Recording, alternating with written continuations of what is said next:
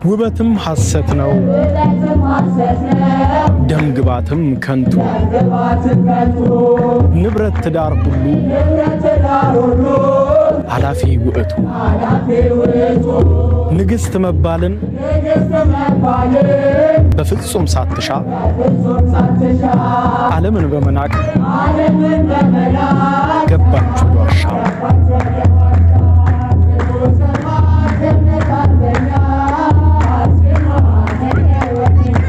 ተብሎ ተዘምሮላታል። ሰማዕቷ ቅድስት አርሴማ በእኛ ሀገር አርሴማ ተብላ ትታወቃለች። በቀሪው ዓለም ሄርፕሲም ተብላ ትጠራለች። ዛሬ የእናታችን ቅድስት አርሴማን ታሪክ ከተወለደችበት ከዚህች አሁን ከመገኝባት የጣሊያኗ ሮም ከተማ አንስተን እስከተገደለችበትና ሰማዕትነትን እስከተቀበለችበት እስከዚህ እስከ አርመኒያ ድረስ አብረን እንጓዛለን።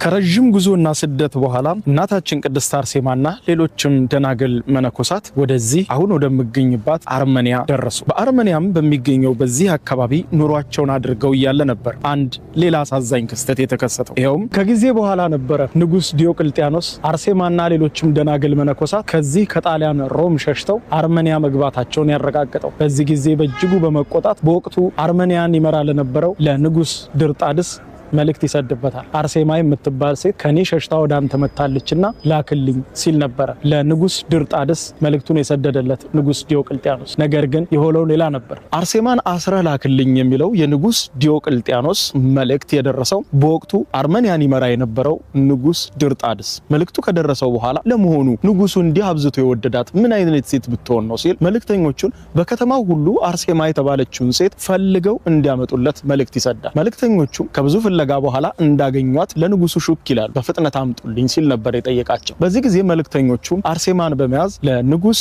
ድርጣድስ ፊት ለፊት አቀረቧት። ባያት ጊዜ ይላል ታሪኩ። ባያት ጊዜ ንጉስ ድርጣድስም ለመጀመሪያ ጊዜ እንደተመለከታት በውበቷ ተማረከ። በዚህም ልክ እንደ ንጉስ ዲዮቅልጥያኖስ ሁሉ የአግቢን ጥያቄ ለአርሴማ ያቀርብላታል። በዚህ ጊዜ እሷም በድንግልና መቆየት በክርስትና ህይወቷ መጽናትና በገዳም ህይወቷ እስከ ዘላለም መቆየት እንደምትፈልግ ገለጸችለት። እርሱ ደግሞ በጣዖት የሚያመልክና በወቅቱ የነበሩ ክርስቲያኖችንም የማይወድ እጅግ በርካታ ክርስቲያኖችንም ያስገደለ ንጉስ ነበር ንጉስ ድርጣድስ። በዚህ ጊዜ ከፍተኛ ቁጣን አሰማ። እሷ ግን በተደጋጋሚ እንደማታገባው ንግስናውንም ሌላውንም ክብርና ሞገስንም ዓለምንም ጭምር እንደማትፈልግ እየገለጸች አረጋገጠችለት። በዚህ ጊዜ ተቆጣ። እንዲገርፏት እንዲያሰቃዩት አደረገ። በዚህ ሁሉ መከራ መሃል ግን የኔን ጥያቄ እሺ ብላ ትቀበላለች ብሎ አስቦ ነበር። ነገር ግን የሆነው በተቃራኒ ነው። አርሴማ በእንቢታዋ ጸናች። ብዙ ክርስቲያኖች ላይ የደረሰ መከራም እንድታይ ተደረገች። በዚያ እንደምታልፍም ሊገለጽላትም፣ ነገር ግን እሷ በዓለም ላይ የሚያጓጓት ነገር እንደሌለ ንግስናም ሆነ ክብርም ሆነ ሞገስ በፍጹም የምትጓጓላቸው ነገር እንዳልሆነ በገዳማዊ ህይወቷ ጸንታ መኖር እንደምትፈልግ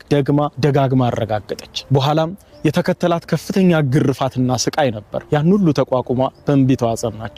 በኋላም ንጉስ ድርጣድስ አይኗን እንዲያወጡት ትእዛዝ ሰጠ። ያም ተፈጻሚ ሆነ። ነገር ግን ይህ ሁሉ መከራ የአርሴማን ሐሳብ የሚቀይር አልነበረም። ስለዚህም አሁን በመገኝባት በዚህ የቅድስት አርሴማ ቤተክርስቲያን በተገነባባት ቦታ ላይ ከብዙ ግርፋት፣ ከብዙ መከራ፣ ከብዙ ስቃይ፣ ከብዙ እንግልት በኋላ በእንቢታዋና በክርስትናዋ የጸናችው እናታችን ቅድስት አርሴማ አርመኒያ ውስጥ አሁን በመገኝበት በዚህ ቦታ ላይ ለዋና ከተማዋ የረቫን ቅርብ በሆነ ቦታ ላይ የመጨረሻ የሰማዕትነቷን ጉዞ የጨረሰችው እዚህ ቦታ ላይ ነበር።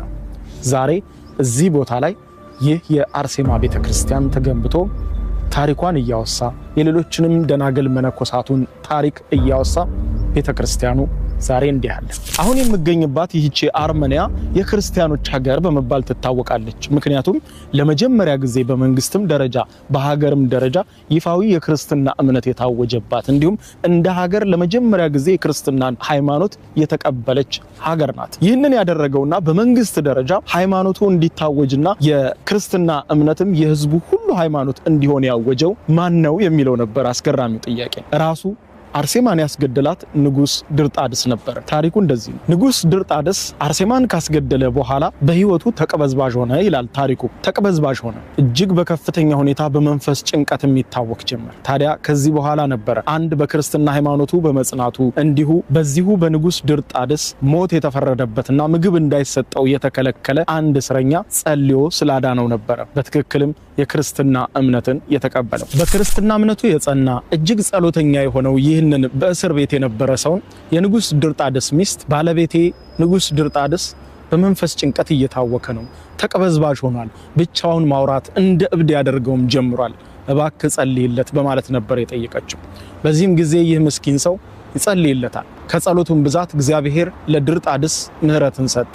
ታዲያ ይህንን ተከትሎ ነበር ድርጣድስ በስተመጨረሻ ሙሉ አርመኒያ የክርስትና እምነት ተከታይ እንድትሆን በአዋጅ ያወጀው። ዛሬ አሁን በመገኝባት በዚች በአርመኒያ ውስጥ እጅግ በርካታ አብያተ ክርስቲያናት ይገኛሉ። አብዛኞቹም የክርስትና እምነት ተከታዮች ናቸው። ይህ አሁን የማስጎበኛችሁ ደግሞ ከኋላ የምትመለከቱት የቅድስት አርሴማ ቤተክርስቲያን ነው። ቅድስት አርሴማ እንደነገርኳችሁ በእኛ ሀገር አርሴማ ተብላ ስትታወቅ በዚህ በአርመኒያና በሌሎቹ ዓለማት ደግሞ ሄርፕሲም የሚባል መጠሪያ አላት። እስኪ ይህንን ታሪካዊ ቤተክርስቲያን ላሳያችሁ። ተባረኩኝ ጠራኝ